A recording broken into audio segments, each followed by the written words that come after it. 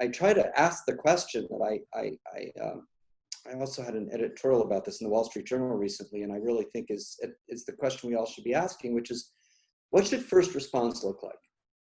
Mm-hmm. So the way that you need to think about these problems is that there's initial response and then there's follow-up.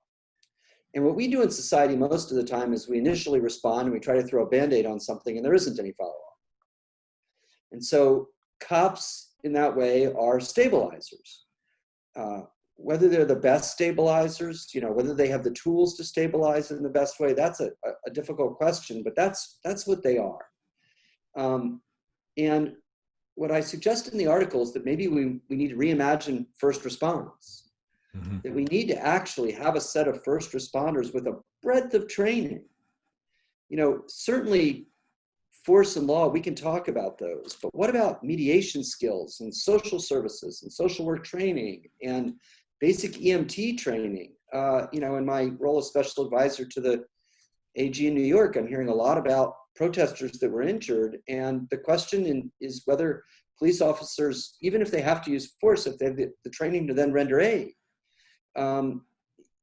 Basic report writing skills. I mean, we could actually talk about traffic enforcement, which I'm fascinated with, and criminal investigation.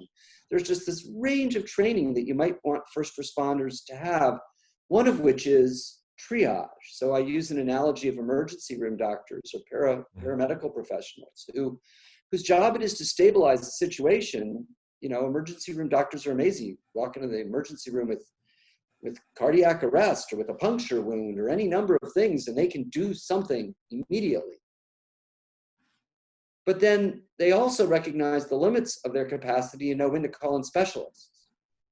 And what we don't really have is a system on the street where when the police show up to deal with the problem, they can radio in the team that can come work toward a long-term solution.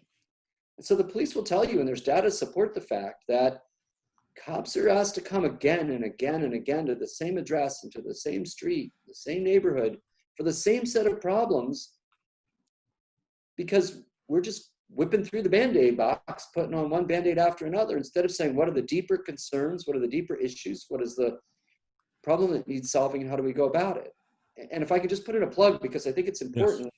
Yes, we are working in Chicago right now as part of the neighborhood policing initiative to try to change exactly this, to try to enable or even bring back, because it's not a novel concept, problem-solving policing, which is where the police and the community work together to identify root causes and solve those problems. And that's really what needs to happen broadly with policing in America.